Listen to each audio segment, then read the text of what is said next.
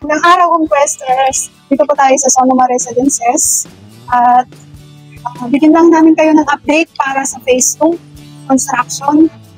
After nitong mga model houses, yun na po ang start ng Phase 2. So ito yung 111, 112, 113, 114. So ayan, yung sa likod, ano na siya, constructed na dito sa bungad. Numpisahan pa lang. Dito naman sa kaliwang side, doon pa lang sa bandang dulo ang gawa na. Blocks 111 to 117 ang side na to. Ito namang side ng sa Manggahan banda, may mga clients din tayo dyan. Hindi pa po nagsisimula ang construction, pero isusunod na rin po yan. Ito din malapit sa gilid ng basketball court, phase 2 din po ito. Ito, blocks 159 to 165. So ayan, halos lahat constructed na hanggang sa mga dulo or fence area na side. So ito yung mga single attached. So ayan, yung mga townhouses.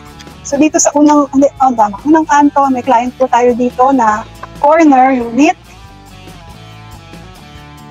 Tapos dun din sa pangalawang kanto, may corner unit din po tayo na client. At saka end unit. So ayan. Karamihan po constructed na talaga.